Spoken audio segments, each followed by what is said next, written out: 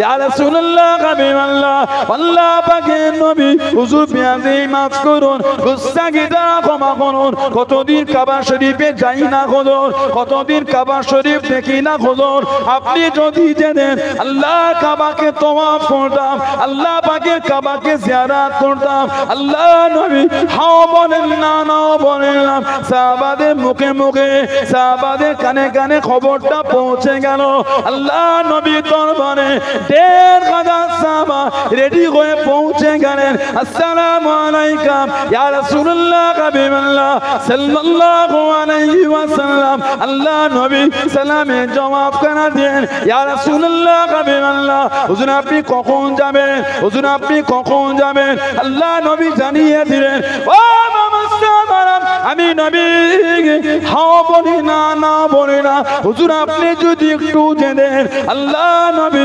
১৫০০ সাহাবাকে নিয়ে আল্লাহ নবী টুক টুক করে বার হয়ে গেলেন জনে বলুন সুবহান আর একটু জনে বলুন সুবহান ষষ্ঠ হিজরিতে নবী ১৫০০ সাহাবাকে নিয়ে কোথায় মক্কা শরীফে যাবে হজ কাবা শরীফ তওয়াফ করতে সর্বপ্রথম নবী পাক গিয়েছিলেন জুল হুলাইফা মদিনা শরীফের মিকাত মিকাত মানে সীমানা নির্দিষ্ট জায়গা আমরা ভারতবাসী আমাদের মিকাতের নাম হলো ইয়া লামলাম আমাদের মিকাতের নাম ইয়া লামলাম মদিনা শরীফের কোন লোক যদি কাবা শরীফে হজ বা উমরার জন্য যেতে চায় এই জুল হুলাইফা থেকে তাকে ইহরাম করে নিতে হবে বিনা ইহরাম যদি ওই জায়গাটা অতিক্রম করে ওই ব্যক্তিকে একটা দম দিতে হবে পশু জবাই করতে হবে ইদানিং আমাদের এলাকায় উমরায় যাবার একটা ভালোই আলোড়ন পড়েছে আলহামদুলিল্লাহ বলে আল্লাহ আমাদের সকলকে যাওয়ার তৌফিক দাও বলুন আমিন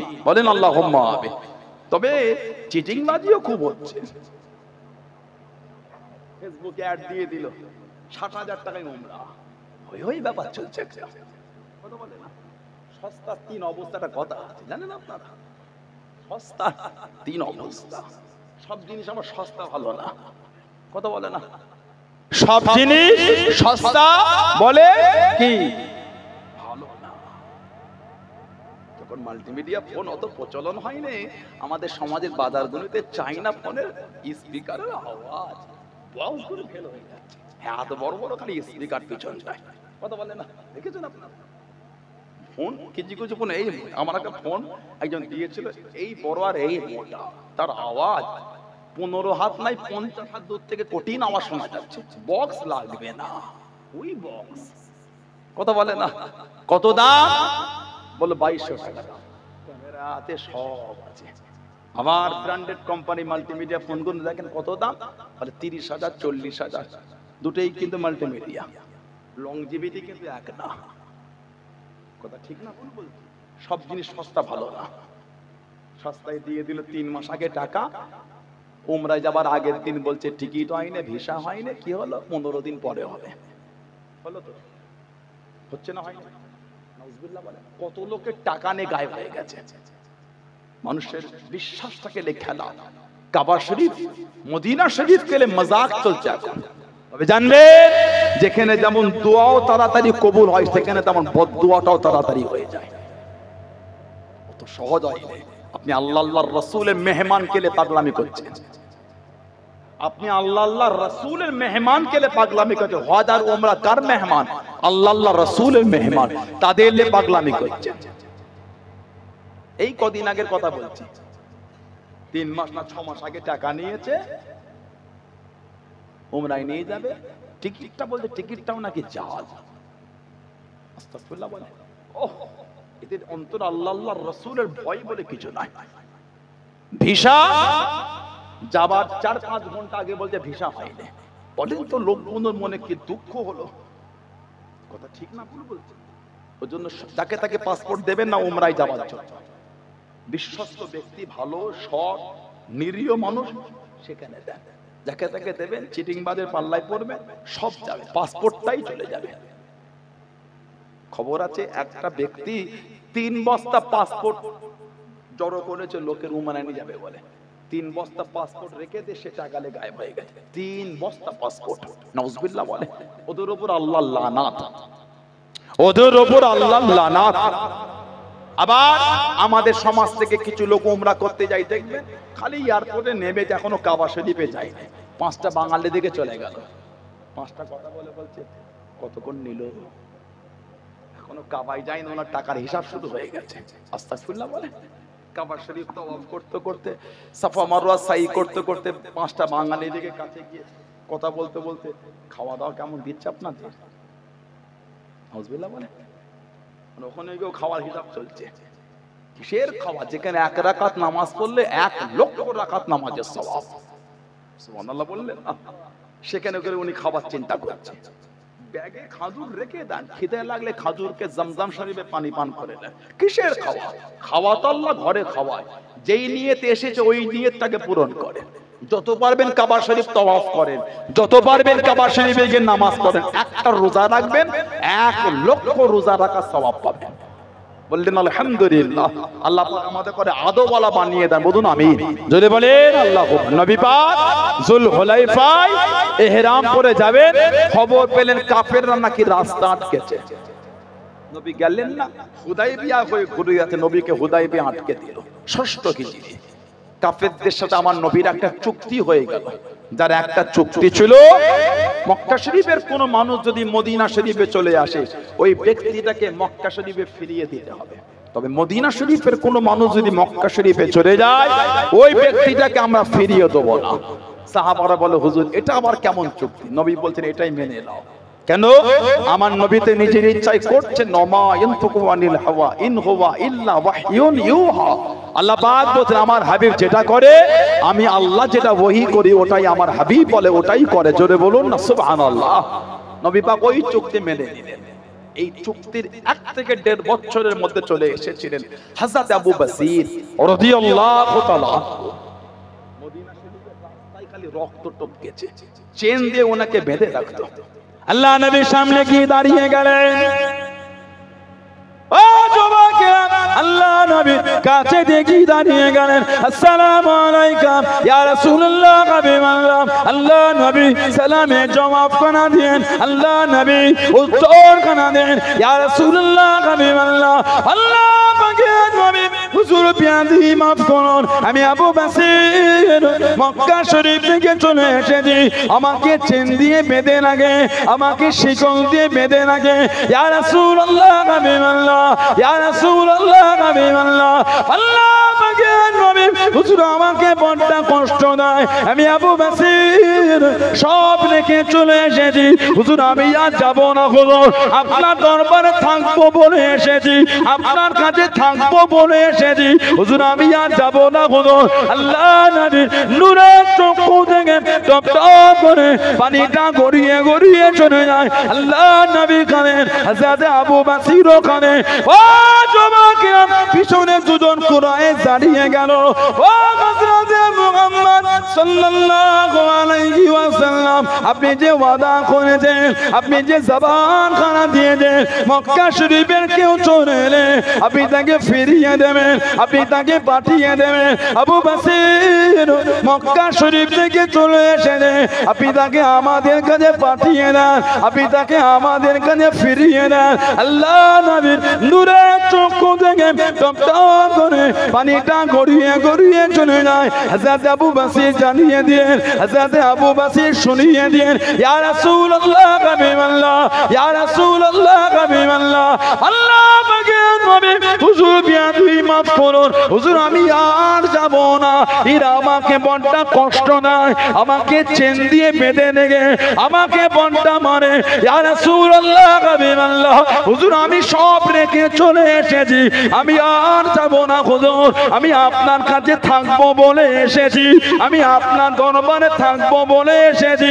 আল্লাহ নবীর নূরের চক্ষু থেকে টপ টপ করে পানিটা গড়িয়ে গড়িয়ে চলে যায়। আল্লাহ নবী কেঁদে কেঁদে জানিয়ে দেন, আল্লাহ নবী শুনিয়ে দেন, ও বাবা বসির রাদিয়াল্লাহু তাআলা আনহু, চলে যাও চলে যাও, আমি নবী তোমায় রাখতে পারবো না, আমি নবী তোমায় জায়গা দিতে পারবো না, চলে যাও চলে যাও, আমি নবী তোমায় রাখতে পারবো না।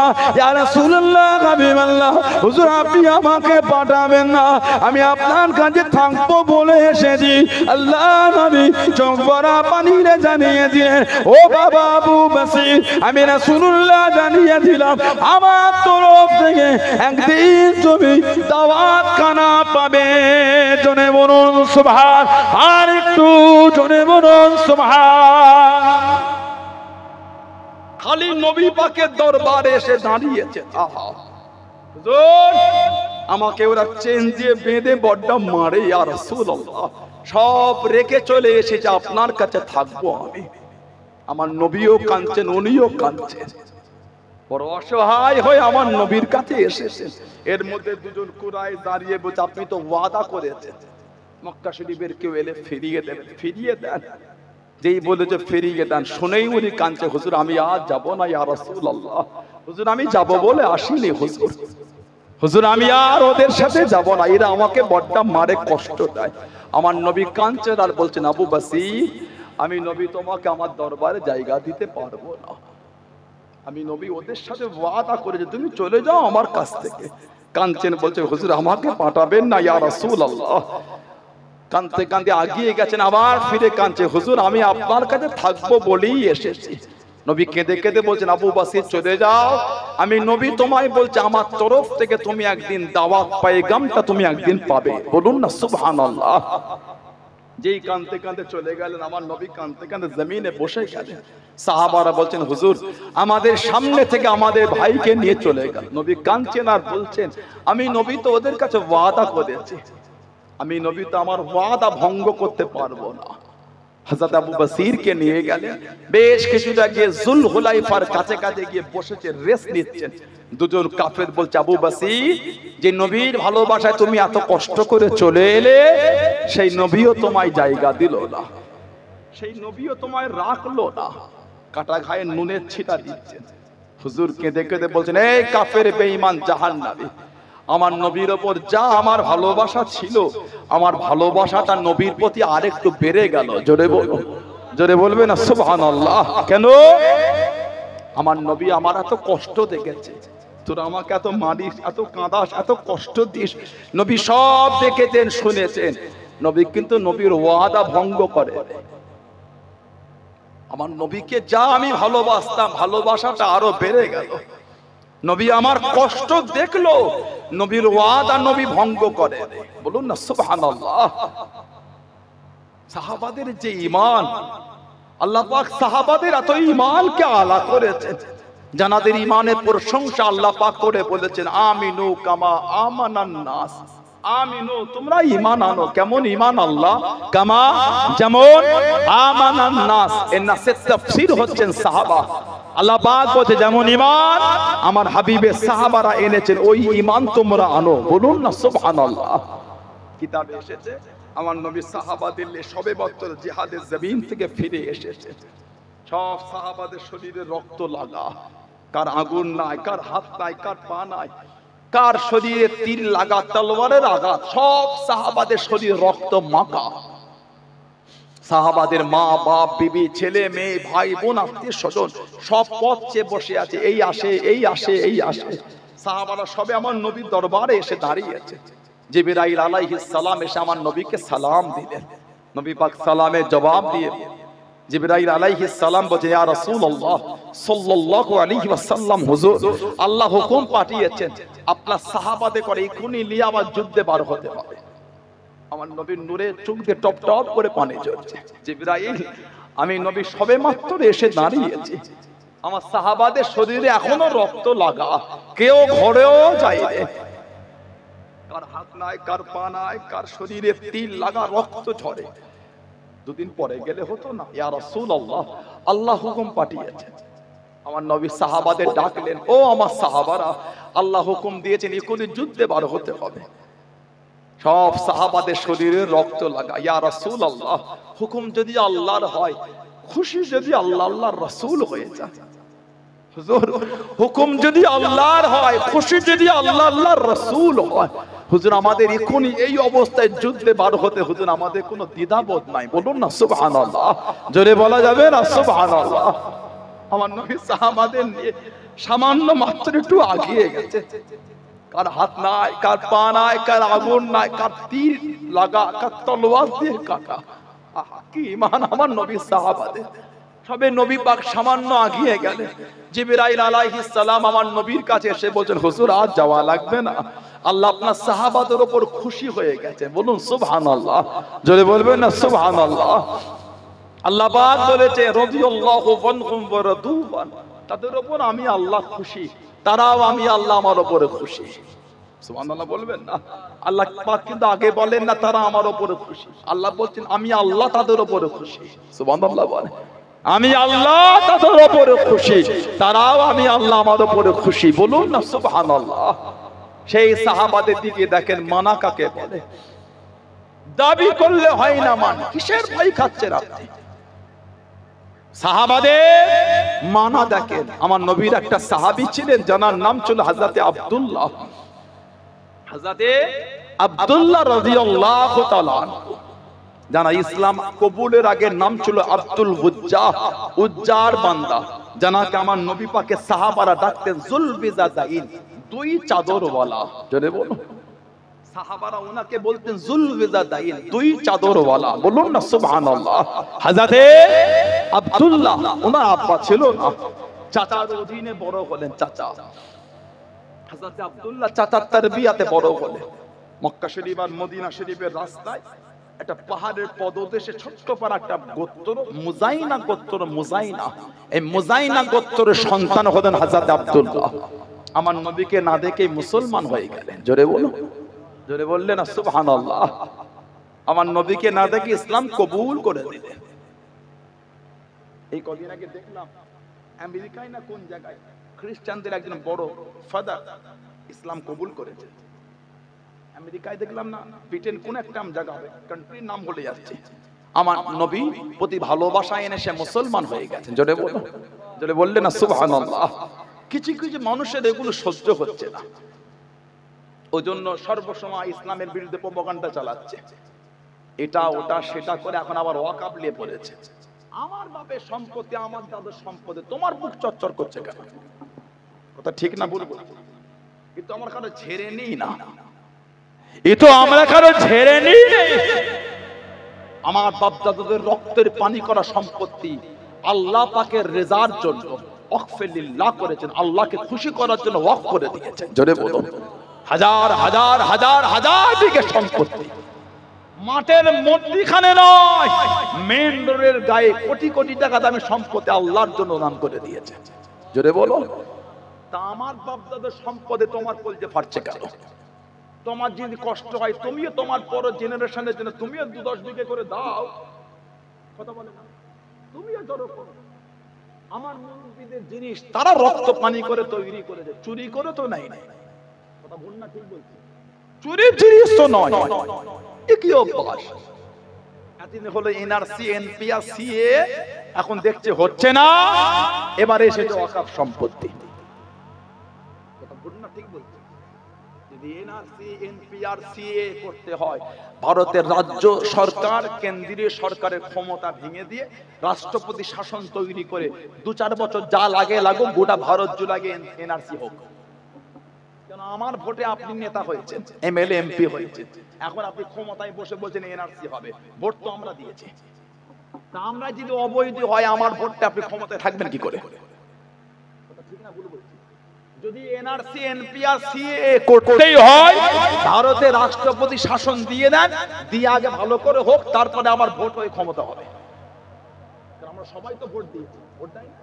ভোট দেন না? যে তাকে পেরেছেন দিয়েছে, সবাই ভোট দিয়েই তো হিন্দু, মুসলমান, জৈন, বৌদ্ধ, দলিত, আদিবাসী সবাই মিলে তো ভোট দিয়েছে। কি ভাবছেন আপনি খালি মুসলমানের ক্ষতি? আসামের প্রথম এনআরসিতে 15 লক্ষ খালি হিন্দু ভাই বোনদের নাম এসেছে। কথা ঠিক না ভুল বলছি? মজাক কথা আপনার কাছে আসে। কিছু লোকের জিভ থেকে খালি লাল ঝরছে, মুসলমানের বিরুদ্ধে কিছু কখন বলবো। কদিন আগে কলকাতায় আরজিকর তিলোত্তমা গোটা দেশ উত্তাল। আমি এর বিরোধ নয়, অন্যায় যে করেছে শাস্তি অবশ্যই হবে, হোক শাস্তি, ফাঁসি হোক। আমার জানার ইচ্ছা, গত কয়েক মাস আগে আসামে একটা নাবালিকা প্রাইভেট থেকে ফিরছিল, ওই নাবালিকা তাকে ধর্ষণ করার অপরাধে 3 জন আসামি চিহ্নিত করে একজন মুসলমান ধরা পড়লো। ওই মুসলিম এরিয়াটাকে আগুন ধরিয়ে দেওয়া হলো। পুলিশের গাড়ি করে নিয়ে যাচ্ছিল, পুলিশ বলল পুলিশ ভ্যান থেকে পুকুরে লাফ দিয়ে আত্মহত্যা করেছে। ক্লাস 2 এর ছেলেকে বললে মানায়, সিনিয়রকে বলে মানায় না। এটা ওগুলো বাচ্চাদের গল্প, নানি দাদি সে রাতে বুকের কাছে জড়িয়ে গল্প বলে না, ওই গল্প শোভা পায়। সমাজে শিক্ষিত সমাজে শোভা পায় না। যাদের ওই 5 টাকার লবণচুষ দিয়ে চষে কাটি লজেন, ওদের করে বলবেন, ওরা শুনবে। শিক্ষিত সমাজে কোনো বললে আপনার অপরকতা এটা প্রকাশ হচ্ছে, আপনি যে কমজোর, আপনি যে হীন মানসিকতা, তার পরিচয় হচ্ছে ওটা। মুসলমান গোটা নিউজ চ্যানেল হই হই শুরু হয়ে গেল। আজকে একটা রিপোর্ট দেখছিলাম, ওটা ডিসেম্বরের 13-14 তারিখে বিভিন্ন পেপার খবর করেছে। নভেম্বরে আপনার আসামে গুয়াহাটি, আমি হিন্দু ভাই বোনদের কাছে মিডিয়াতেও দিদি দেখেন, আমি ক্ষমা চাই, আমি কোনো ধর্মকে ছোট করতে পারি না। আমার ইসলাম আমাকে নিষেধ করেছে, সুবহানাল্লাহ বলে। আমার ইসলাম আমাকে শিখিয়েছে অন্যের ধর্ম, অন্যের দেবদেবীকে তুমি গালি দিও না, ভুলবশত সেও তোমার আল্লাহকে গালি দেবে। এটা আমার ইসলামের শিক্ষা। যদি আমার এই কথায় বিন্দু মাত্র কেউ ভাবেন অন্য সম্প্রদায়কে আমি থ্রেট দিচ্ছি, আপনি হীন মানসিকতা পরিচয় দিয়েছেন। ফুরফুরা শরীফ কোনোদিন অশান্তি চায় না, সুফিরা অশান্তি চায় না, সুফিরা শান্তি চায়। ঠিক না ভুল বলছি? সুফিরা অশান্তি না শান্তি। ফুরফুরা শরীফ সবসময়, এই বাংলা নয় ভারতের ইতিহাসে সবসময় ফুরফুরা শরীফ শান্তির বার্তাই দিয়ে গিয়েছে। জোরে বলে। আমার কথায় বিন্দু মাত্র কোন সম্প্রদায় ভাই নোংরা শব্দ বার করার চেষ্টা করবেন না।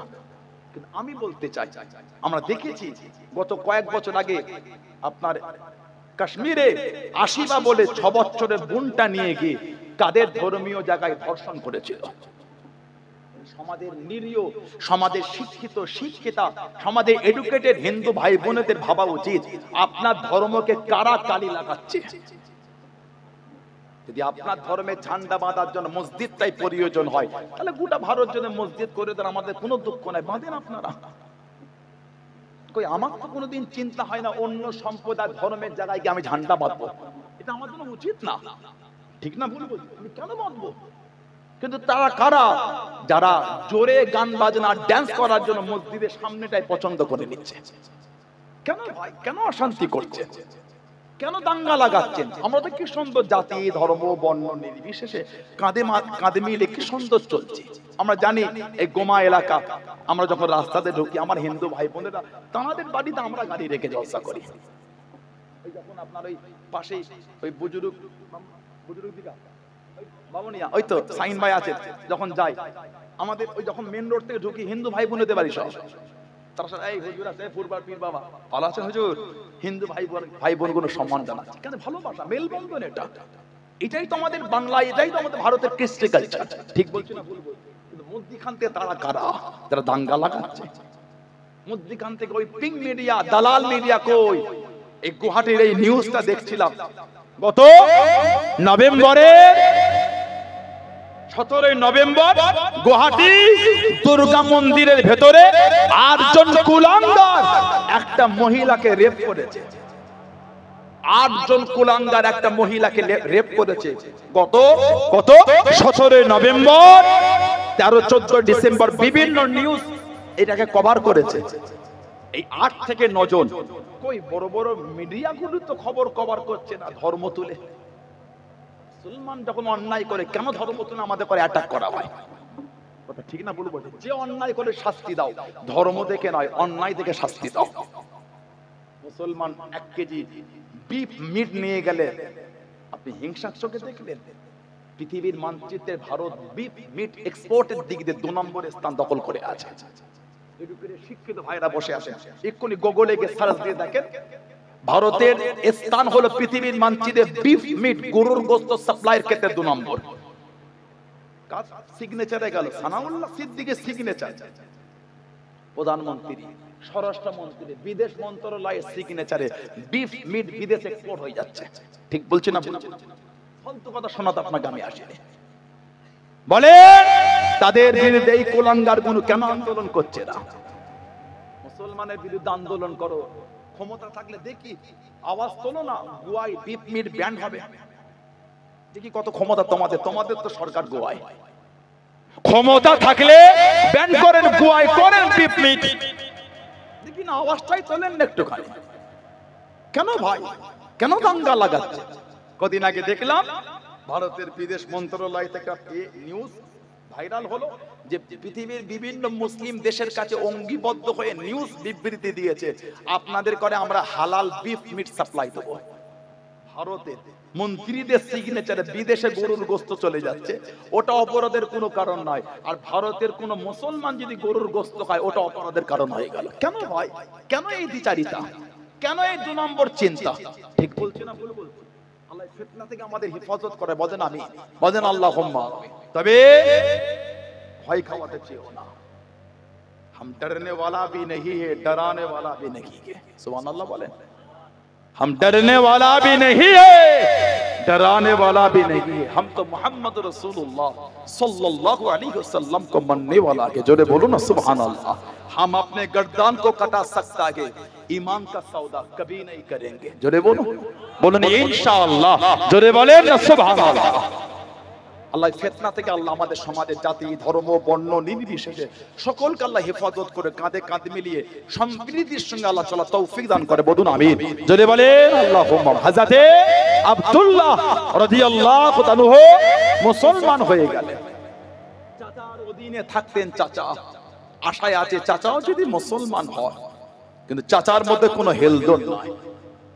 হযরতে আব্দুল্লাহ চাচার কাছে দাঁড়িয়ে গেলেন। ও যুবকেরা, ও আমার মুরব্বি বাপদানেরা, মায়েরা, বোনেরা, মগিরা, আল্লাহ রাসূলের সাহাবী হযরত আব্দুল্লাহ রাদিয়াল্লাহু তাআলা আনহু চাচার কাছে চলে গেলেন। চাচা যান, আপনি কি মুসলমান হবেন? আপনি কি ঈমানের কলেমা খানা পড়ে নেবেন? চাচা রাগান্বিত হয়ে গেলেন। চাচা বিরক্ত হয়ে গিয়ে চাচা রাগান্বিত হয়ে জানিয়ে দিলেন, এ আব্দুল্লাহ, তুই কি বলিস, তুই কি জানিস? হুজুর ভয় কেনেন না, হুজুর ভয় কেনেন না, হুজুর আমার জানিয়ে দিয়ে চাচা যান, আমি আব্দুল্লাহ মুসলমান হয়ে গিয়েছি, আমি আব্দুল্লাহ কলেমা শরীফ পড়ে নিয়েছি। ও যুবক, আল্লাহ রাসূলের সাহাবী হযরত আব্দুল্লাহ রাদিয়াল্লাহু তাআলা আনহু হুজুরের চাচা জানিয়ে দিলেন, এ আব্দুল্লাহ, তোর মাথা থেকে নিয়ে পা পর্যন্ত যা আছে সবই আমার টাকা, সবই আমার অর্থ, সবই আমার টাকা। আমার মাল আমাকে দিয়ে দে, আমার মাল আমাকে ফিরিয়ে দে, আমার মাল আমাকে দিয়ে দে।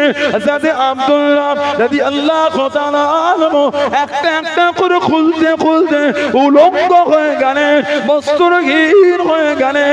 সুতো বলতে কিচ্ছু নয়, গোটা শরীরটা বস্ত্রহীন হয়ে গেলেন। কাঁদতে কাঁদতে চলে মায়ের কাছে গিয়ে দাঁড়িয়ে গেলেন, ও আমার আম্মা জান, একটা কাপড় কি আমাকে দেবেন? একটা চাদর কি আমাকে দেবে? চাচা আমার ছিনিয়ে নিয়েছে, চাচা আমার সব দিয়ে নিয়েছে। আমি আব্দুল্লাহ মুসলমান হয়ে গিয়েছি। এই উলঙ্গ অবস্থায় আল্লাহ নবীর সামনে যেতে পারবো না, আল্লাহ নবীর কাছে গিয়ে দাঁড়াতে পারবো না, আল্লাহ নবীর সামনে যেতে পারবো না। আম্মা জান, একটা চাদর কি আমাকে দেবে? মা একটা চাদর দিয়ে দিয়ে চাদরটা জড়িয়ে নিয়ে কাঁদতে কাঁদতে চলে দেওয়ানা হয়ে গেলেন। ও যুবক, মানা কাকে বলে, মুহাব্বত কাকে বলে? আল্লাহ আল্লাহ রাসূলকে কানা মেনে দে। মদিনা শরীফের কাছে কাছে চলে গেলেন, দাঁড়িয়ে দাঁড়িয়ে কানে আল্লাহ নবীর সামনে খালি গায়ে যেতে পারবো না, খালি গায়ে গিয়ে দাঁড়াতে পারবো না। চাদরটাকে খুলে নে, দুটো টুকরা করে নে, একটা টুকরা জড়িয়ে নিয়ে একটা টুকরা গায়ে দিয়ে কাঁদতে কাঁদতে চলে গেলেন। মদিনা শরীফে রাত হয়ে গেল, নববী শরীফে কাটিয়ে নিয়ে ফজরের আযান হয়ে গেল।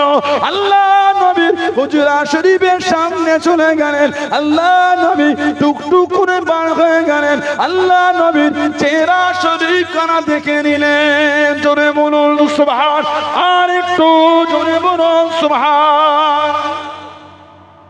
গোটা শরীর উলঙ্গ হয়ে গেছে, বস্ত্র বলে কিছু নাই, গোটা শরীরে সুতো বলতে কিছু নাই। মা একটা চাদর আমাকে দেবে মা, নবীর কাছে তো আমি উলঙ্গ হয়ে দাঁড়াতে পারবো না। মা একটা চাদর দিয়েছে, ওটা জড়িয়ে কাঁদতে কাঁদতে ছুটছে নবীর কাছে যাবে। আহা, মদিনা শরীফের বাইরে দাঁড়িয়ে কাঁদে আর বলে নবীর কাছে যাব খালি গায়ে, গায়ে তো কিছু নাই। ওই চাদরটাকে খুলে দুটো ভাগ করে এক ভাগ পরেছে, এক ভাগ গায়ে দিয়েছে। নবাবী শরীফে গিয়েছে, রাত হয়ে গেল, ফজরের আযান। হুজুরায়ে মুস্তাফা সাল্লাল্লাহু আলাইহি ওয়াসাল্লামের বাইরে দাঁড়িয়ে আমার নবী পাকের চেহারা শরীফটা দেখে নিলেন। জোরে বলুন সুবহানাল্লাহ। নতুন সব সাহাবারা নামাজ পড়েন, উনিও ফজরের নামাজ পড়লেন। নবী পাক ঘুরে বসে ওয়াজ করেন। নবী পাক তাকিয়ে বলে কে বাবা? নবী পাকের কাছে গিয়ে বলে হুজুর আমি আব্দুল হুজ্জাহ, মুসলমান হয়ে গিয়েছি। সুবহানাল্লাহ বলবেন না? আমার নবীর নূরের হাতটা ধরে কালিমা পড়ে দিলেন। নবী পাক বলে তোমার নাম আর আব্দুল হুজ্জা না, আব্দুল হুজ্জা মানে উজ্জার বান্দা। তোমার নাম আমি নবী করে দিলাম আব্দুল্লাহ, তুমি আজ থেকে হয়ে গেলে আল্লাহর বান্দা। বলুন না সুবহানাল্লাহ। নবী পাকের দরবারে থাকতেন। নবী পাক ওনাকে আসহাবে সুফফা, নবী পাকের সাহাবাদের একটা দল ছিল আসহাবে সুফফা, যাদের বাড়ি ঘর তোর কিছুই ছিল না, যারা হজ বা উমরা করেছেন জানেন রওজা শরীফের সাথে একটা চাতান আছে, ওই চাতান ওনারা থাকতেন। খাওয়াটাও নবীর বাড়ি থেকে আসতো। বলুন সুবহানাল্লাহ। নবী ওনাকে ওই আসহাবে সুফফায় নিয়ে দিলেন। এতজন নবাবী শরীফে কোরআন শরীফটা তিলাওয়াত করতেন। অন্য সময় কোন সাহাবা নামাজ পড়ে নফল, কেউ সুন্নাত পড়ে, কেউ জিকির করে, কেউ আবার কোরআন শরীফ পড়ে। ওনাদের একটু অসুবিধা হয়ে গেল, নবী পাকের কাছে বলে হুজুর একটু ওনাকে মানা করে দেন না ইয়া রাসূলুল্লাহ, যেন উনি এতজোর কোরআন শরীফ না তিলাওয়াত করে, আমাদের ইবাদতে একটু অসুবিধা হয়। আমার নবী পাকের নূরে চোখ দিয়ে টপ টপ করে পানি ঝরছে। ও আমার সাহাবারা, আমার আব্দুল্লাহকে মানা করতে বলো না। আমার আব্দুল্লাহ আল্লাহ আল্লাহর রাসূলকে ভালোবেসে সব রেখে একটা চাদর জড়িয়ে চলে এসেছে।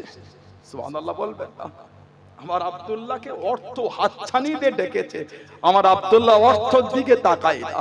আল্লাহ আল্লাহর রাসূলকে এত ভালোবেসে ফেলেছিল, একটা চাদর জড়িয়ে আল্লাহ আল্লাহর রাসূলের জন্য চলে এসেছে।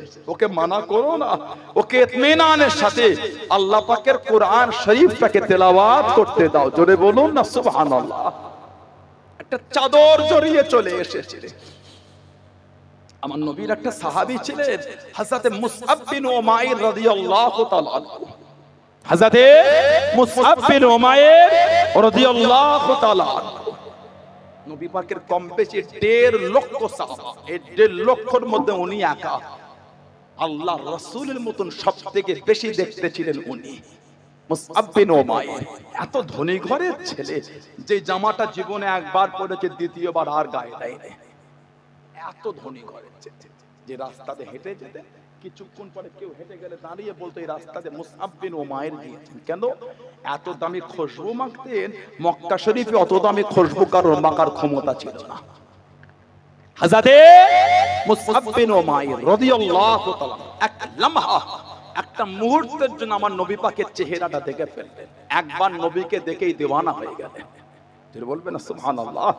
আমার নবী পাকের নূরের হাতটা ধরে ঈমানের কালিমা পড়ে মুসলমান হয়ে গেলেন। বলুন সুবহানাল্লাহ। মা রাগান্বিত হলে সব নিয়ে নিল, হিজরাত করে উনি মদিনা শরীফে গেলেন। আমার নবী যখন নবাবী শরীফে সাহাবাদের ওয়াজ করতেন, উনি আমার নবী পাকের সামনে দিয়ে চলে গেলে বা নবী পাকের কাছে বসলে নবী ওনাকে দেখলে ঝরঝর করে কেঁদে ফেলতেন। আমার নবীর নূরের চোখ দিয়ে টপ টপ করে পানি পড়তো।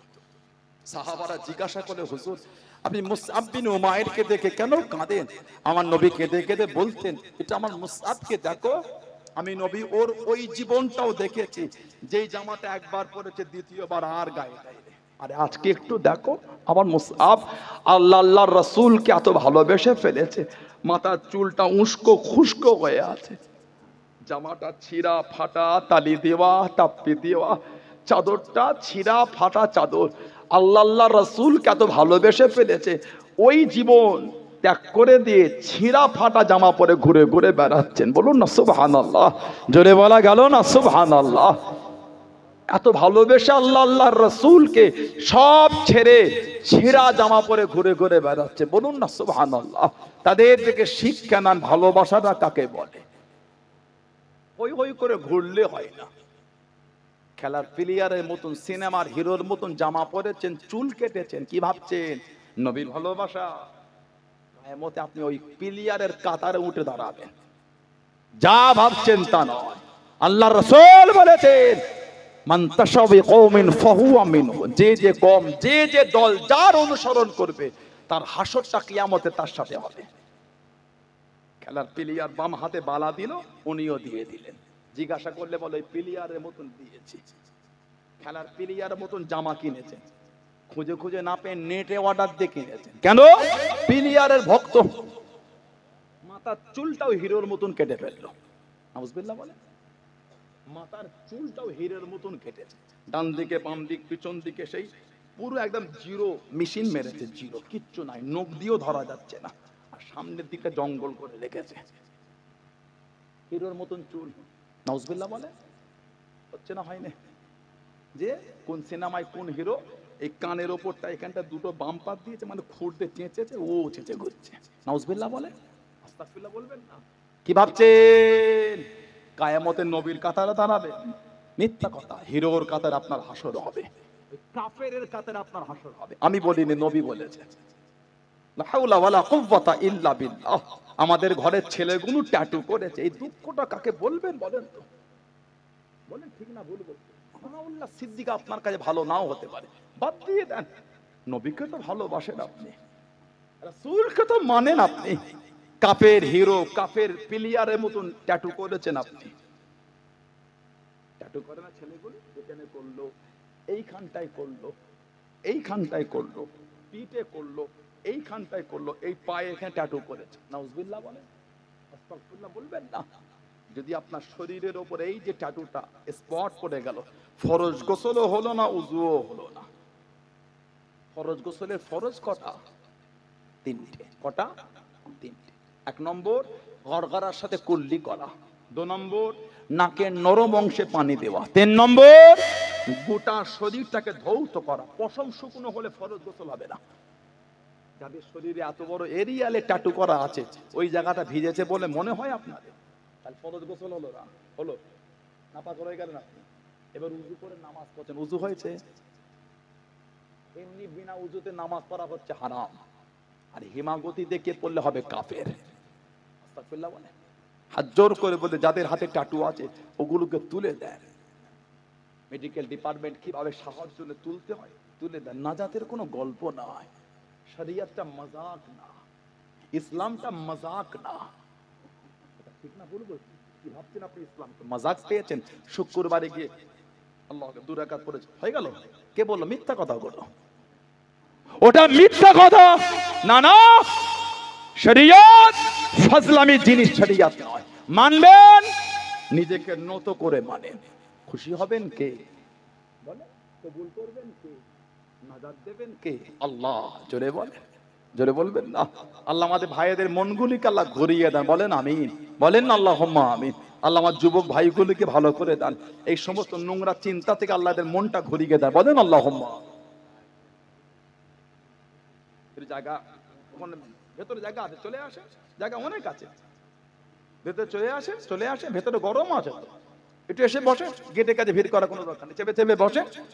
ছেলেরা ভেতরে চলে আসেন, চলে আসেন, জায়গা আছে, ভেতরে চলে আসেন, জায়গা আছে, ভেতরে এসে বসেন। আমার ভাইয়েরা, বাপজানেরা, ছেলেরা, যুবকেরা, মুরব্বীরা, যে কথা বলছিলাম, ভালো হয়ে যান। কাফের প্লেয়ারের কদিন আগে দেখলাম নেটে ফেসবুকে ছবি ঘুরছে, একটা প্লেয়ার, সে আবার এক চোখে ট্যাটু করেছে।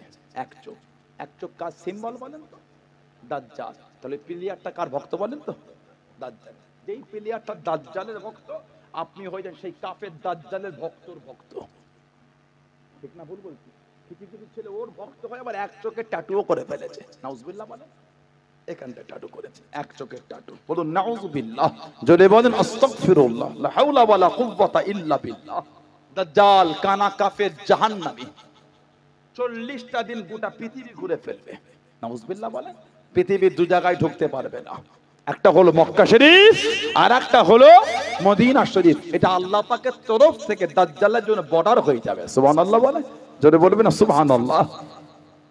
আল্লাহ আমার ভাইগুলোকে আল্লাহ এগুলো বোঝার তৌফিক দান করেন, বলেন আল্লাহুম্মা আমিন। আমার ভাইয়েরা, বাপজানেরা, ছেলেরা, যুবকেরা, মুরব্বীরা, ইসলামের বিধানে মজবুত হন। আমরা তো আনন্দিত যে আল্লাহ আমাদের ইসলামে পাঠিয়েছে, আলহামদুলিল্লাহ বললেন না? আমরা আল্লাহ শুকরিয়া আদায় করি, আল্লাহ আমাদের মুসলমান করেছেন, আলহামদুলিল্লাহ বলেন। তারপরও কাফেরের মতন চালা আমাদের মধ্যে কেন চলে আসবে? নামাজি হয়ে যান, নামাজি হয়ে যান, নামাজি হয়ে যান। 5 ঘন্টা মোবাইলে Facebook, YouTube, Twitter, Messenger, Instagram, WhatsApp chat করতে, ভিডিও দেখতে, চ্যাটিং করতে, সফটওয়্যার আপলোড করতে কষ্ট হলো না? আর ফজরের নামাজটা 8 ঘন্টা জেগে পড়তে কষ্ট হয়ে গেল? রাত 4টে অবধি আপনি ফেসবুকে চ্যাট করতে পেরেছেন, কিচ্ছু মনে হয়নি। আর 8 ঘন্টা পরে আপনার ফজরের আযান, 8 ঘন্টা জেগে থেকে নামাজটা পড়তে পারলেন না? করলেন তো অন্যায়। একটু নামাজটা পড়ে আল্লাহ কাছে কাঁদেন, দোয়া, আল্লাহ মাফ করে দাও, ভুল করে ফেলেছি। ঠিক না ভুল বলছি? 5 ঘন্টা ফেসবুকে চ্যাট করতে কিচ্ছু মনে হয় না, 8 ঘন্টা জেগে নামাজ পড়তে গেলে গায়ে জ্বর হয়ে যায়। এটাই তো শয়তানের ধোঁকা, এটাই তো শয়তান। আমি কাউকে অপমান করতে আসি না, নাউজুবিল্লাহ। ইসলাম কাউকে অপমান করে না। যদি আমার কথায় কি অপমান বোধ হন, আমি লজ্জিত। ইসলাম কাউকে অপমান করে, মানুষের ভুলটা ধরিয়ে দিয়ে সংশোধন আবার সুযোগ করে দেয়, নাম হলো ইসলাম। সুবহানাল্লাহ বলেন, জোরে বলবেন না সুবহানাল্লাহ। কথা বুঝলেন? ভালো হয়ে যায়, নামাজি হয়ে যায়। আমাদের নবী বলেন আসসালাতু ইমাদুদ্দিন, নামাজটা হচ্ছে দ্বীনের খুঁটি। সুবহানাল্লাহ বলবেন না? আমাদের নবী বলেন আফজালুল ইবাদাত ইবাদাতুস সালাত। জোরে বলুন, যত রকম ইবাদত আছে সবথেকে উত্তম ইবাদতটা হচ্ছে নামাজ। জোরে বলবেন না? আর জোরে বলা গেল না? আল্লাহ নবী জানিয়ে দিলেন, মানুষ যখন ইন্তেকাল হয়ে যায় তাদের লাশটাকে জানাজা পড়ে কবরের মধ্যে দাফন করে দেয়া হয়। আল্লাহ রাব্বুল আলামিন প্রত্যেকের কবরে 2টো ফেরেশতা পাঠিয়ে যায়, মুনকার নাকির। এই 2টো ওনাদের নাম। মুনকার একটা গোত্র, নাকির একটা গোত্র। এই 2 গোত্রতে অসংখ্য ফেরেশতা আছে। মুনকার গোত্রের ফেরেশতাকে মুনকার বলেন, নাকির গোত্রের ফেরেশতাকে নাকির বলা হয়। প্রত্যেকের কবরে চলে আসে 3টে করে সওয়াল হবে, মার রব্বুকা, মা দীনুকা, মান নবিয়ুকা। 3টে করে প্রশ্ন হবে। ও যুবকেরা, ও আমার মুরব্বি বাপজানেরা, মায়েরা, বোনেরা, মগেরা, আল্লাহ নবী জানিয়ে দেন, আল্লাহ নবী শুনিয়ে দেন, আল্লাহ পাকের হুকুমে এই মুনকার নাকি ফেরেশতা বান্দা বান্দির কবরের দিকে মাথার দিক থেকে যখন যাবে, আল্লাহ পাকের হুকুমে মাথার দিকে দে কে যেন নুরানি চেহারা ধরে দাঁড়িয়ে যাবে, কে যেন নুরানি চেহারা ধরে দাঁড়িয়ে যাবে।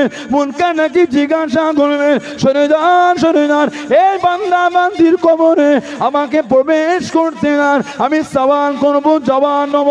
মাথার দিক থেকে নুরানি চেহারা ধরে জবাব দিয়ে দেবে, আল্লাহ পাকের ফেরেশতারা আমি আপনাকে যেতে দেবো না, আমি আপনাকে ঢুকতে দেবো না। তখন জিজ্ঞাসা কারা করবে, কে আপনি আমাকে বাধা দেন, কে আপনি আমাদের বাধা দেন? ওই মাথার দিক থেকে নুরানি চেহারা ধরে আল্লাহ পাকের হুকুমে জবাব দিয়ে দেবে, আমি অন্য কেউ নয়, আমি গোলাম। নামাজের জন্য বলুন সুবহান, আর একটু জোরে বলুন সুবহান। আল্লাহ পাকের ফেরেশতারা আমি নামাজ আল্লাহ পাক ফরজ করেছে, এই বান্দা বান্দি আদায় করেছে। আল্লাহ রাব্বুল আলামিন এত খুশি হয়ে গিয়েছে, এতটা রাজি হয়ে গিয়েছে। আমি নামাজ আজকে আমার একটা চেহারা দিয়ে দিয়েছে, একটা আকৃতি দিয়ে দিয়েছে। আমি নামাজ আল্লাহ পাকের হুকুমে এই বান্দা বান্দির কবরে মাথার দিক থেকে যেতে দেবো না। জোরে বলুন সুবহান, আর একটু জোরে বলুন সুবহান। নামাজ আমাদের মাথার দিকে কবরে বাঁধা দেবে। সুবহানাল্লাহ বলে। সেই নামাজ আমাদের ঘরের ভাইগুলো পড়ে না, আমাদের বাড়ির বোনগুলো নামাজ পড়ে না। আমাদের বাড়ি কিছু কিছু মেয়ে এত বেয়াদব হয়েছে, নাউজুবিল্লাহ মিন যালিক। আগে বাজারে কাপড়ের দোকানে গেলে 3 পিস বিক্রি হতো। 3 পিস মানে একটা ওড়না, একটা পাজামা, একটা সালোয়ার। এখন বাজারে 2 পিস বিক্রি হচ্ছে, মানে আর ওড়না না, ওড়না আর ওড়না ওই ঝুলছে, ওই দড়ির মতন পাকানো, এখানে এই দিয়ে এই হয়ে গেল না, নাউজুবিল্লাহ। আল্লাহ লানাত ওই মেয়েগুলির উপরে। কিছু কিছু আমাদের বাড়ির মেয়ে এত নোংরা নোংরা পোশাক পরে ঘোরে, সমাজের সব থেকে খারাপ ছেলেটা সেও 5 বার তাকাতে লজ্জা বোধ করে। আস্তাগফিরুল্লাহ বলবেন না, বললেন না নাউযুবিল্লাহ, লা হাওলা ওয়ালা কুওয়াতা ইল্লা বিল্লাহ। কেন বোন, আল্লাহকে ভয় লাগে না তোমার? তোমাকে কি আল্লাহর ভয় লাগে না? কিছু কিছু আমাদের বাড়ির মেয়ে এত নোংরা হয়ে গিয়েছে, মেয়েরা নবী হয় না, তবে মেয়েদের পেটটাকে আল্লাহ নবী বানাবার কারখানা তৈরি করেছে। জোরে বলুন। এত নোংরা আপনি হয়ে গেলেন, সমাজে পর্দা নাই, অসভ্যতামি শুরু হয়ে গেছে। আল্লাহ এই বোনগুলিকে আল্লাহ বোঝার তৌফিক দান করে, বলেন আমিন। আল্লাহ ওদের অন্তর আল্লাহ ইমানের নূর দিয়ে দেন, বলুন আল্লাহুম্মা আমিন। জোরে বলেন আল্লাহুম্মা। আল্লাহ আমাদের বাড়ি এই বোনগুলিকে আল্লাহ পর্দার সাথে চলা তৌফিক দান করে, বলেন আল্লাহুম্মা আমিন। পর্দা মানে বোরকা না, পর্দা মানে শরীরের অঙ্গগুলিকে ঢাকা, সেটা যদি হয় একটা চাদর দিয়ে, ওটাও পর্দা। বোরকা প্রচলন, কারণ বোরকা পরলে সহজে পর্দাটা সুন্দরভাবে হয়ে যায়। তবে বর্তমান বাজারে কিছু বোরকা চলছে, ওগুলো পরা আবার হারাম। বলবেন কেন বললেন? এই বোরকাগুলি শরীরের সাথে পুরো স্কিন টাইট একদম। পর্দা করা হয়েছে হুকুম, যাতে অঙ্গগুলি বোঝা না যায়। এই যা বোরকা পরেছে ছেলেদের বেশি আকৃষ্ট করছে। আস্তাগফিরুল্লাহ বলেন। এই স্কিন টাইট বোরকাগুলি আল্লাহর শরীয়তে পরা হচ্ছে হারাম। বুঝতে পেরেছেন আপনারা? শরীরের সঙ্গে পুরো সেটে আছে, এই বোরকা হারাম আল্লাহর শরীয়তে। কথা বুঝতে পারছেন না? আল্লাহ আমাদের বোনগুলিকে বোঝার তৌফিক দান করে, বলুন আল্লাহুম্মা আমিন। আমাদের বাড়ি কিছু ছেলে আছে দেখবেন এত টাইট প্যান্ট পরেছে বসতেও পারে না, মাইনাসটাও দাঁড়িয়ে দাঁড়িয়ে করেছে। নাউজুবিল্লাহ বলে। ও এত টাইট প্যান্ট পরেছে জমিনে বসতেও পারে না, পানি নেওয়া তো দূরের কথা, দাঁড়িয়ে দাঁড়িয়ে টয়লেট, দাঁড়িয়ে দাঁড়িয়ে মাইনাস করছে। বলুন আস্তাগফিরুল্লাহ। ওই প্যান্টগুলি আমাদের বাড়ির ওই যুবকদের পরা হলো আল্লাহ শরীয়তে হারাম। শরীয়তটা মজাক না, শরীয়ত মজাক না। আল্লাহ আমাদের সকলকে শরীয়তের বিধান সুন্দর করে মেনে চলা তৌফিক দান করে, বলুন আমিন। যদি বলেন আল্লাহুম্মা আমিন। একটু দরুদ শরীফ আল্লাহুম্মা।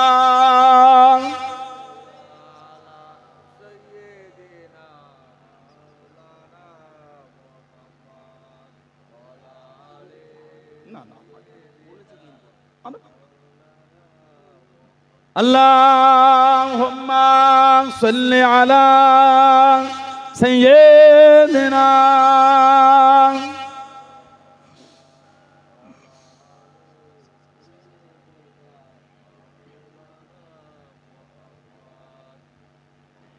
হে রাসূল তোমায় ভালোবাসি,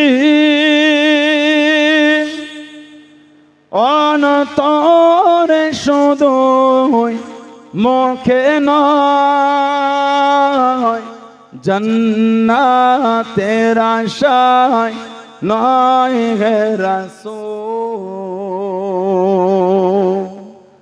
জাহান্নাম কেউ ডরে না, জান্নাতের আশায় নয় হে রাসূল। জাহান্নাম কেউ ডরে না হে রাসূল, তোমায় ভালোবাসি, অন্তরে শুধু মুখে নয়, জান্নাতের আশায় নয় হে রাসূল। জাহান্নাম কেউ ডরে না, জান্নাতের আশায় নয় হে রাসূল। জাহান্নাম কেউ ডরে না। তোমায় পাওয়ার আশায় মন ছুটে যায় মদিনায়, তোমায় পাওয়ার আশায় মন ছুটে যায় মদিনায়। হে আশিক দিদার দাও না, আর দূরে থাকিও না, এ আশিকে দিদার দাও না, আর দূরে থাকিও না, হে রাসূল তোমায় ভালোবাসি, অন্তরে শুধু মুখে নয়, জান্নাতের আশায় নয় হে রাসূল, জাহান্নাম কেউ ডরে না, জান্নাতের আশায় নয় হে রাসূল, জাহান্নাম কেউ ডরে না। তোমার এই নাম শুনিলাম, এই চোখে দেখলাম না, তোমার এই নাম শুনিলাম, এই চোখে দেখলাম না, এই সুর যদি শুনে থাকো একবার দেখা দাও না, এই সুর যদি শুনে থাকো একবার দেখা দাও না, হে রাসূল তোমায় ভালোবাসি, অন্তরে শুধু মুখে নয়, জান্নাতের আশায় নয় হে রাসূল, জাহান্নাম কেউ ডরে না, জান্নাতের আশায় নয় হে রাসূল, জাহান্নাম কেউ ডরে না। আল্লাহুম্মা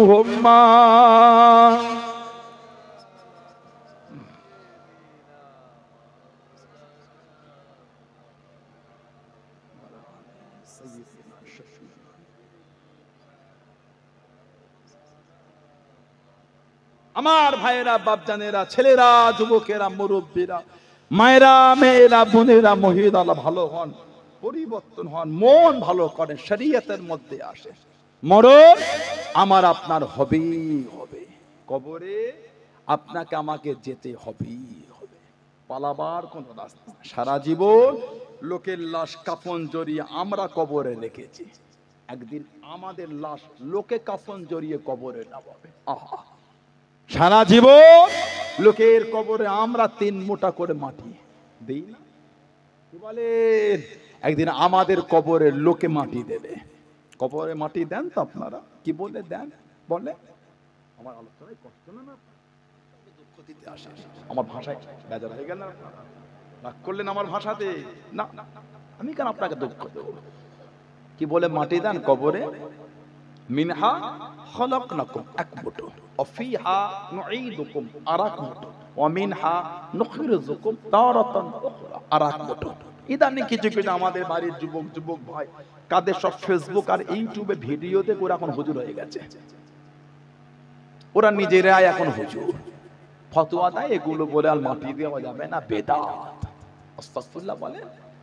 ফোনের ভিডিও থেকে হুজুর হয়েছো, ফোনের ভিডিও থেকে ডক্টর হয় না।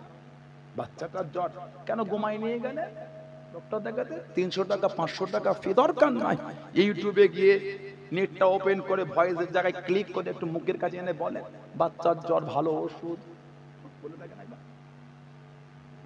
মিথ্যা কথা বলছি? মিলিয়ে না, বলে দেখেন একবার, পুরো ঔষধের লিস্ট পড়ে যাবে। ওখান থেকে কোন একটা দেখে কিনে খাইয়ে দেন, কাজ মিটে গেল। আবার ডক্টর দেখে 500 টাকা ফি দিয়ে লাভ কি আছে? কথা বলে না একটু? হ্যাঁ গো দেন। সবাই আমরা জানি গ্যাস হলে র্যানটাক, প্যান্টাক, জিনটাক, তিনটে ঠিকই নাম বলেছে। প্যান্টাক নাই?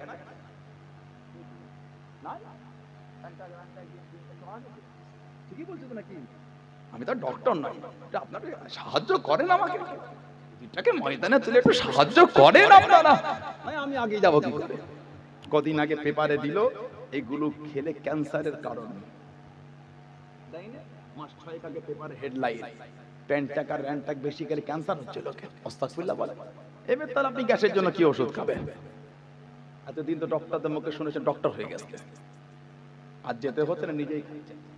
কব বসে আমরা অ্যাসকরিল খাওয়া, অ্যাসকরিল খাওয়া, অ্যাসকরিল কপটে না, অ্যাসকরিল সিরাপ আছে তো খাওয়ায়। কাশি ডক্টরের কাছে যাবে, ডক্টরকে তো ওটা দিচ্ছে, অন্য দিচ্ছে কেন বলে? সব কাশির ওষুধ কিন্তু এক না, কোন কাশি হয়ে যায় ভাইরাসের জন্য, সব জ্বরের ওষুধ আবার এক না। ক্যালপল সবাইকে দেয় না, অন্য কিছু আছে, ঠিক না বলে বলতে? ওটা ডক্টর, তাদের সাথে তাদের শিক্ষা ওটা। মোবাইলের ভিডিও থেকে হুজুর হয়ে গেলেন, ওটা হারাম, ওটা বেদাত, ওটা না যায়, ফতোয়া দিয়ে ধুলো উড়িয়ে ফেললেন। আচ্ছা তার অ্যাপেন্ডিসাইট হয়েছে, কেন নার্সিং ভর্তি করবে? 40,000 টাকা খরচা দরকার নয়, কি জন্য 40 দেবে? মোবাইলে গিয়ে সার্চ করে অ্যাপেন্ডিসাইট অপারেশন ভিডিও চলে আসবে, পেজে পছন্দ করে দেখে নিয়ে বাজারে মেডিসিন ঔষধ ফার্মাসির দোকানে গিয়ে একটা ছুরি পাওয়া যায়, খুব ধার, ওটা 200-250 টাকা দাম কিনে ফেলবেন। আর এখন সচরাচর সেলাই করছে না, ওই আঠাতে টিচ করে দিচ্ছে, ওই একটা কিনে ফেলেন। বাড়িতে এসে চাচাকে বেডে শুইয়ে যদি আমাকে বলেন একদিনের জন্য আমার ট্যাপটা দিতে পারি, বড় বড় ভিডিও বড় বড় দেখাবে, ভিডিও দেখবেন কোথায় কাটছে, ছুরিলে চাচার পেটটা সেখানে কেটে ফেলবেন। যা যা বার করে আপনিও করবেন, করে ওই আঠাতে টিচ করে দেবেন, 450 টাকায় কাজ মিটে যাবে। কি জন্য আপনি 40,000 খরচা করবেন? মোবাইলের ভিডিও দেখে হুজুর হইতে, মোবাইলের ভিডিও দেখে ডক্টর কেন হতে পারবেন না? ঠিক বলছে না বলবেন? মোবাইলের ভিডিও দেখে ফতোয়া দিতে পারলেন, মোবাইলের ভিডিও দেখে ট্রিটমেন্ট কেন করতে পারবেন না? অবশ্যই পারবেন, করেন অপারেশন, এগুলো সহজ অপারেশন, খালি কেটে বার করে জড়িয়ে দাও হয়ে গেল। করেন, 40 খরচা হবে না, 450 টাকা খরচা হবে। এগুলো ঠিক না। আপনি কোন জিনিস শুনেছেন বলে আমাদের জিজ্ঞাসা করেন, এটা শুনলাম, যদি ভেঙে বুঝিয়ে বলেন 100 বার বলবেন। আপনি 3 বার শুনে আপনি ফতোয়া রায় দিয়ে দিলেন, এটা তো উচিত না। ঠিক বললাম না ভুল বললাম? শরীয়ত মজাক হয়ে যাবে তাহলে তো। কবরে যদি মাটি আপনি বিসমিল্লাহ বলে দিয়ে দিতে চান তাই দেন, আমি আপনার বিরোধ করব না, আপনি খুশি তাই দিয়ে দেন, ঝগড়া আমি করব না। কিন্তু মিনহা খলাকনাকুম বলে দেওয়া যাবে না, বেদাত। এই অধিকারটা আপনাকে কে দিয়েছে? এটা হাদিস শরীফের কিতাব আছে মুসনাদে আহমদ ইবনে হাম্বল, এটা হাদিস শরীফের কিতাব আছে মুস্তাদরাক হাকিম, এটা হাদিস শরীফের কিতাব আছে সুনানুল কুবলা লিল বাইহাকি। আন আবি উমামা রাদিয়াল্লাহু আনহু, আবি উমামা থেকে এসেছে, قال لما اضيت ام كلثوم ابنه رسول الله صلى الله عليه وسلم في القبر, আমাদের নবী পাকের মেয়ে হযরত উম্মে কুলসুম রাদিয়াল্লাহু তাআলা আনহা, তাকে কবরে রাখা হলো দাফনের জন্য। قال رسول الله صلى الله عليه وسلم, আমাদের নবী বলেছিলেন, মিনহা খলাকনাকুম ওয়া ফিহা নুঈদুকুম ওয়া মিনহা নুখরিজুকুম তারাতান উখরা। আমাদের নবী বলে নবী পাকের মেয়ের কবরে মাটি দিয়েছিলেন, জোরে বলুন। আরেকটা রওয়ায়াত আছে, আল্লামা হাফিজ ইবনে কাসির রাহমাতুল্লাহ, তিনি তার তাফসীরের মধ্যে জিকির করেছেন, কোরআন শরীফ সূরা তাহা 55 নম্বর আয়াতের তাফসীর করতে গিয়ে উনি একটা হাদিস শরীফ এনেছেন। ওয়াফিল হাদিসিল্লাযী ফিস সুনান, সুনানের কিতাবে জিকির হয়েছে, আন্না রাসূলুল্লাহ সাল্লাল্লাহু আলাইহি ওয়াসাল্লাম হাদরা জানাজা, নবী পাক একটা জানাজায় হাজির হলেন।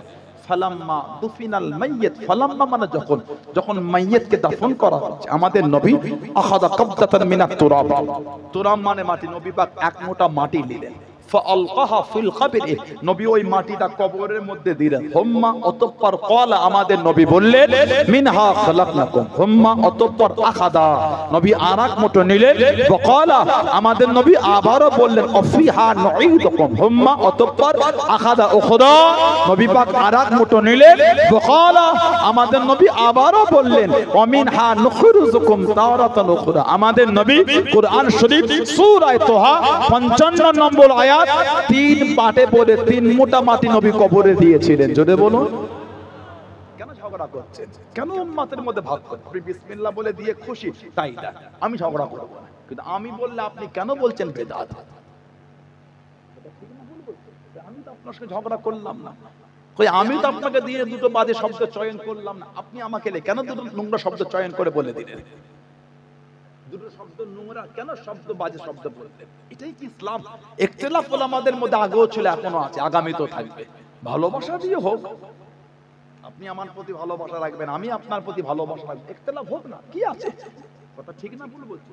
ঝগড়া করে নয়, নোংরা নোংরা শব্দ ব্যক্ত করে নয়, ভালোবাসা দিয়ে ইখতিলাফ হোক না, দলিল আদিল্লাতের উপর ইখতিলাফ হোক, উম্মতের মধ্যে কিসের অসুবিধা?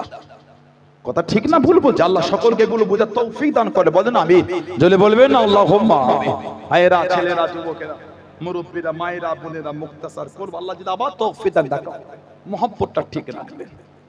সানাউল্লাহ সিদ্দিকী যদি ভাষা খারাপ হয়, চলাফেরা নোংরা হয়, আমার থেকে দূরে চলে যায়, আমার কোনো দুঃখ নাই। দাদা হুজুর তো আপনারা মানেন, দুদু জামানকে ভালোবাসেন না, ওইখানে মজবুত থাকে। পাঁচ হুজুর কেবলাকে তো মানেন আপনারা, পাঁচ দাদুজান হুজুরকে মানেন না, আমার আব্বাজান চাচাজান মুরব্বী হুজুরগুলিকে মানেন না, ওখানে মজবুত হয়ে যায়। যদি এই হুজুরটা খারাপ হয়, এনাকে বাদ দিয়ে দেন। বাকি আমার আরো 5টা 10টা 15টা 20টা ভাই, তাদের তো ভালোবাসেন, আলহামদুলিল্লাহ, আমার দুঃখ নাই। আমি খারাপ বলেই তো বিরোধী করেছে, আমি নোংরা বলেই তো দূরে গেছেন, দূরেই চলে যান। কিন্তু আপনি আমার জন্য আমার দাদা হুজুর কেবলাকে বাজে বাজে শব্দ বলবেন, এটা তো শোভা পায় না। আপনি আমার জন্য ফুরফুরা শরীফের দুর্নাম করবেন, ফুরফুরা শরীফের ইজ্জত তো আমার জন্য হয়নি, তানাদের জন্য আল্লাহ দিয়েছেন। জোরে বলেন, জোরে বলবেন না সুবহানাল্লাহ। দাদা পীর কেবলাকে আল্লাহ পাক এত আলা দরজা দিয়েছেন, এত আলা মাকাম, আল্লাহ জামানার মুজাদ্দিদ করেছে। 20 শতাব্দীর মুজাদ্দিদ আমার দাদা পীর কেবলা। জোরে বলবেন না, এত বড় আলেম আল্লাহ পাক বানিয়েছে। দাদা হুজুর কেবলা স্বপ্ন দেখছেন, সরকারে দো আলম আগে আগে হেঁটে হেঁটে যাচ্ছেন, দাদা হুজুর কেবলা সরকারে দো আলমের পিছনে পিছনে যাচ্ছেন, আর একটা একটা করে প্রশ্ন করছেন, সরকারে দো আলম ভালোবাসায় ওই প্রশ্ন করে দাদা হুজুরকে শুনিয়ে দিচ্ছে। আল্লাহ পাক দাদা পীর সাহেব কেবলাকে ইলমে লাদুন্নের নিয়ামত আল্লাহ পাক নসিব করেছিলেন। বলুন আলহামদুলিল্লাহ, জোরে বলেন আলহামদুলিল্লাহ। 40টা বছর বয়স হয়ে গেল, আল্লাহর ওলি আমার আপনার দাদা পীর রহমাতুল্লাহ আলাইহি স্বপ্নের মধ্যে দেখতে পেলেন, খবের মধ্যে দেখতে পেলেন একটা উঁচু জায়গায় দিনদরিয়া বাদশাহ হাবিবুল্লাহকে জনাবে মুহাম্মদুর রাসূলুল্লাহ সাল্লাল্লাহু আলাইহি ওয়াসাল্লাম আল্লাহ নবী তাশরীফ খানা এনে দেন, আল্লাহ নবী তাশরীফ খানা ভেঙে দেন, আল্লাহ নবী ডাক দিয়ে দিলেন, আল্লাহ নবী ডেকে নিলেন, ও আমার সালাম সিদ্দিক আকবরের আওলাদ, আমি নবী আমার সামনে চলে আসো, আমি নবী সাল্লাল্লাহু আলাইহি ওয়াসাল্লাম আমার কাছে দিয়ে চলে আসো। আল্লাহর ওলি আমার আপনার দাদা পীর সরকারে দো আলমের কাছে চলে গেলেন, আল্লাহ নবী মুচকে মুচকে গেছে জানিয়ে দিয়েছে, ও আমার সালে উম্মত, ও আমার সিদ্দিক আকবরের বংশধর, আমি নবী নিজে হাতে করে খেলাতে আবাই খেলাতে আবাই আমি রাসূলুল্লাহ তোমাকে নিজে হাতে করে তোমার বংশীয় সম্মানীয় জামা কালাম আমি নবী নিজে হাতে পরিয়ে দিলাম। জনে বলুন সুবহান, আর একটু জনে বলুন সুবহান। ও আমার সালাম উম্মত, আমি রাসূলুল্লাহ জানিয়ে দিলাম সাল্লাল্লাহু আলাইহি ওয়াসাল্লাম এই জামানার আমার উম্মতের মধ্যে সবথেকে বেশি আল্লাহ রাব্বুল আলামিন তোমার দ্বারা খেদমত করিয়ে নেবেন। জনে বলুন সুবহান, আর একটু জনে বলুন সুবহান। 40 বছর বয়সে স্বপ্ন দেখলেন, নবী পাক একটা জামা দাদা হুজুরের গায়ে পরিয়ে দিয়েছে। জোরে বলো, খেলাতে আবাই, বংশীয় সম্মানীয় জামা। আমার আগে যিনি ওয়াজ করলেন ওনার পূর্বপুরুষ হলেন আল্লামা হিন্দ আল্লামা রুহুল আমিন রহমাতুল্লাহ। দাদা পীর সাহেব কেবলা একটা জীবনী কিতাব লিখেছেন, ঠিক না ভুল বলছি? খুলে দেখবেন আপনি। নবী পাক 40 বছর বয়স স্বপ্নে জামা পরিয়ে বলছে, এই জামানাত আমার উম্মতের সবথেকে বেশি তোমার দ্বারাই আল্লাহ পাক খিদমত করিয়ে নেবে। আলহামদুলিল্লাহ বললেন না? আল্লাহ পাকের হুকুম। দাদা হুজুরের একটা পীর ভাই ছিলেন, ফুরফুরা শরীফে আপনারা গিয়েছেন, 400 হুজুরের মাজার শরীফে যেতে গেলে ওই মোল্লাপাড়া ওই পুকুরের কন্যাতে ঘুরতে একটা লম্বা পাড়া মাজার, হযরতে গোলাম সালমানি রহমাতুল্লাহ আলাইহি। ইংরেজ সরকার ওনাকে লাকাব দিয়েছে শামসুল উলামা। ইংরেজ সরকার ওনাকে লাকাব দিয়েছিল শামসুল উলামা। মাজারটা একটু লম্বা, ওনার নাম হল হযরত গোলাম সালমানি হুজুর রহমাতুল্লাহ আলাইহি। জবরদস্ত আল্লাহর ওলি, দাদা হুজুরের পীর ভাই, মানে দুজনে এক পীরের মুরিদ। পীরের নাম কলকাতা মানিকতলায় কুতুবুর ইরশাদ রাসূলের নোমা হযরতে সুফি ফতি আলী ওয়াইসি হুজুর রাহমাতুল্লাহ আলাইহি, ফারসি কবি, দেওয়ানে ওয়াইসি বলে ফারসিতে বই লিখেছেন। দেওয়ানে ওয়াইসি, যেটাকে বাংলায় দেওয়ানে বাঙ্গালা বলা হয়, যার মধ্যে হুজুর ভালোবাসা লিখেছে। আল্লাহ মদিনা শরীফে যদি খুব ধুলো আর বালু আল্লাহ আমাকে মেলাতেন, যত্ন করে তুলে দেখে এদের চোখে সুরমা করে ব্যবহার করতাম। কেন ওই জমিন আমার নবী পাক নূরের কদম শরীফে হেঁটে হেঁটে ঘুরেছেন। বলুন সুবহানাল্লাহ। কতটা ভালোবাসা থাকলে এই কবিতাটা লিখতে পারে, কতটা নবীর প্রতি প্রেম থাকলে। রাসূলের অপমানে যদি কাঁদে না তোর মন, মুসলিম নয় মুনাফিক তুই রাসূলের দুশমন। বিদ্রোহী কবি কাজী নজরুল ইসলাম, কতটা নবীর প্রতি ভালোবাসা থাকলে এই কবিতাটা উনি লিখতে পারে। রাসূলের অপমানে যদি কাঁদে না তোর মন, মুসলিম নয় মুনাফিক তুই রাসূলের দুশমন। ভালোবাসা না হলে শব্দগুলো চয়ন হয় না, ঠিক না বলবো? প্রেম না থাকলে শব্দগুলো ব্যক্ত হয় না, মোহাব্বত না থাকলে এই শব্দগুলি লিখতে পারে না। কবিতা লিখতে গেলে একটা ট্যালেন্টের ব্যাপার আছে, সবার দ্বারা হয় না, তাহলে তো সবাই কবি হয়ে যেত। কবি কবি ভাব ছন্দের অভাব, কথা বলে না, কবি কবি ভাব ছন্দের অভাব, সবাই কবি কথা। তাহলে সানাউল্লাহ সিদ্দিক কবি সানাউল্লাহ সিদ্দিকী হয়ে যায় না? না, সবার দ্বারাই হয় না, ওটা প্রেম থাকতে হয়। ভালোবাসা থাকলে নবীর প্রেমের কবিতা বড় হয়। জোরে বলুন সুবহানাল্লাহ। আমার নবীর একটা সাহাবী ছিলেন হযরত কাব বিন যুয়াইর রাদিয়াল্লাহু তাআলা। আপনি অসুবিধা দেখতে লাগছে না তো আপনাদের? আমার ভাষায় কেউ রাগ করছেন না? আল্লাহ আমাদের ভালোবাসা কবুল করেন না, বলুন আল্লাহুম্মা। আল্লাহ উভয়কে শুনে বলে বেশি বেশি আমলের তৌফিক দান করে, বলুন আল্লাহুম্মা। নবী পাকের সাহাবী ছিলেন হযরত কাব বিন যুয়াইর রাদিয়াল্লাহু তাআলা। ফাতে মক্কা ৮ম হিজরি। এই মক্কা বিজয়ের পরে নবী পাক কিছু জনের নাম বলেছিলেন, এদের দেখলে আর রাখা যাবে না। তার মধ্যে একটা নাম ছিল কাব বিন যুয়াইর রাদিয়াল্লাহু তাআলা। উনি চাদর দিয়ে শরীর ঢেকে কয়েকটা সাহাবার পিছনে বসে বলছে, হুজুর ওই ব্যক্তিগুলি মাফ চাইলে মাফ করবেন। আমার নবী হেসে হেসে বলছেন, এসেই যখন পড়েছো লুকিয়ে না, সামনে এসো। উনি চাদর সরিয়ে নবীর কাছে গিয়ে বলছে, আনা কাব বিন যুয়াইর। আমাদের নবী বলছে, আনা মুহাম্মদ ইবনে আব্দুল্লাহ, মুহাম্মদ রাসূলুল্লাহ সাল্লাল্লাহু আলাইহি ওয়াসাল্লাম। তুমি কাব বিন যুয়াইর, তো আমি কি করব? আমি তো আল্লাহর রাসূল। জোরে বলবেন না সুবহানাল্লাহ। নবী পাকের নূরের হাতটা ধরে মুসলমান হয়ে গেলেন। অনেক নবী পাকের কাছে বলছে, হুজুর সারা জীবন তো বিরোধী করে গেলাম, যদি একটু সুযোগ দিতেন আজকে একটু আপনাকে এলে কবিতা বলতাম। সুবহানাল্লাহ বলবেন না? নবী বলেন, দাঁড়াও, এই সাহাবারা আমার কাব বিন যুয়াইর কবিতা বলবে, বিছানা করে দাও। সাহাবারা সুন্দর করে বিছানা, নবী বলে বলো। উনি কবিতা বলতে বলতে নবীর দিকে তাকিয়ে বলছেন, ইন্না রাসূলাল্লাহ নূরুন। সুবহানাল্লাহ বলবেন না? নবীর দিকে তাকিয়ে বলছে, ইন্না রাসূলাল্লাহ নূর ইস্তাদউ বিহি। ইয়া রাসূলুল্লাহ, হুজুর অবশ্যই আপনি হচ্ছেন নূর, যা থেকে আলোটা গ্রহণ করা হয়ে থাকে। জোরে বলবেন না সুবহানাল্লাহ। আমাদের নবী এত খুশি হয়েছিলেন, বাদান শরীফে একটা চাদর ছিল আমার নবী পাকের, ওই চাদরটা নবী জিসিম শরীফ থেকে খুলে ওনার দিকে ছুঁড়ে দিয়েছিলেন। বলুন না সুবহানাল্লাহ। কবিতা বলতে বলতে নবীর দিকে তাকিয়ে বলছেন, ইন্না রাসূলাল্লাহ নূরুন ইয়া রাসূলুল্লাহ, হুজুর অবশ্যই আপনি হচ্ছেন নূর। বলুন না সুবহানাল্লাহ। এই প্রেমের ব্যাপার, ভালোবাসা, ভালোবাসা না থাকলে কবিতা ছন্দ মিলবে না। বালাগাল ওলা বিকামালিহি কাশাফাত দুজা বিজামালিহি হাসনাত জামিউ খিসালিহি। তারপরে আল্লামা শেখ সাদি রাহমাতুল্লাহ আলাইহি, আল্লামা শেখ সাদি হুজুর রাহমাতুল্লাহ, তিনি নবীর প্রেমে লিখছেন, বালাগাল ওলা বিকামালি। কবিতার সৌন্দর্য হলো ছন্দের মিল, তাই না? বালাগাল ওলা বিকামালিহি কাশাফাত দুজা বিজামালিহি। লাস্টে মিল দেখেছে, হাসনাত জামিউ খিসালিহি। তিনটে লাস্টে মিল দেখেন একই আছে। এটাই কবিতার সৌন্দর্য। কবিতা তখনই উচ্চ র্যাঙ্কে পৌঁছে যখন ছন্দের মিলটা সুন্দর হয়। কবিতায় মানে দেখা হয় না, কবিতার শব্দ চয়নের মিল দেখা হয়।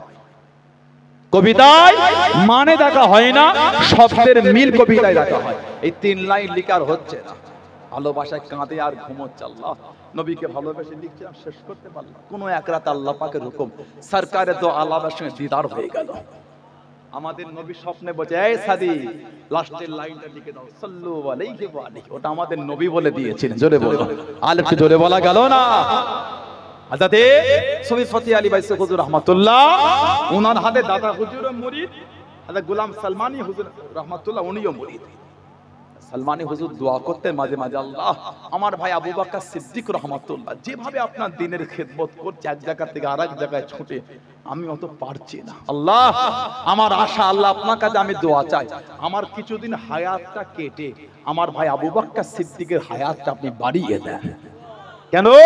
উনি আরো বেশি আপনার দ্বীনের খেদমত করুক। যদি বলবেন না সুবহানাল্লাহ। সেই দাদা হুজুর কেবলা আমাদের পীর, আমাদের মুর্শিদ, আমাদের উলিল আমর।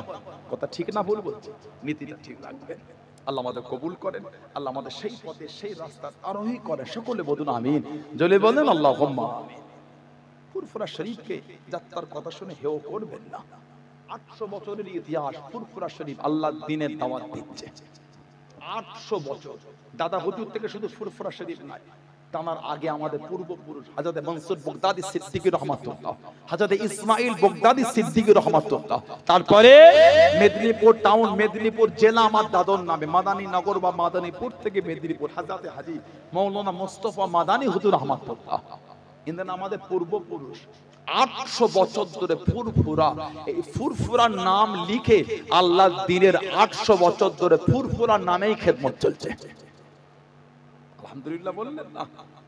সেই দরবার আল্লাহ আমাদের বোঝার তৌফিক দান, আল্লাহ আমাদের সকলকে শুনে বলে বেশি বেশি আমলে তৌফিক দান করে। বলুন আমিন। আসেন, যে নবীকে না বানাল আল্লাহ পাক কিছু বানাতেন না, যুগটা ইয়ামে জাহেলিয়াত, অজ্ঞতার যুগ, অন্ধকার যুগ। নবীজির আব্বা জান হযরত আব্দুল্লাহ রাদিয়াল্লাহু তাআলা আনহু, আম্মা জান হযরত আমিনা রাদিয়াল্লাহু তাআলা আনহা, সেই নবীর ভালোবাসা, সেই নবীর মুহাব্বত আল্লাহ পাকের সামনে দাঁড়িয়ে একটু আমরা সালামের তোহফা, সালামের নজরানা জানিয়ে দিই। সবাই একটু ওঠেন, সবাই ওঠেন, ভালোবাসায় ওঠেন, সালাম বানিয়ে নবী।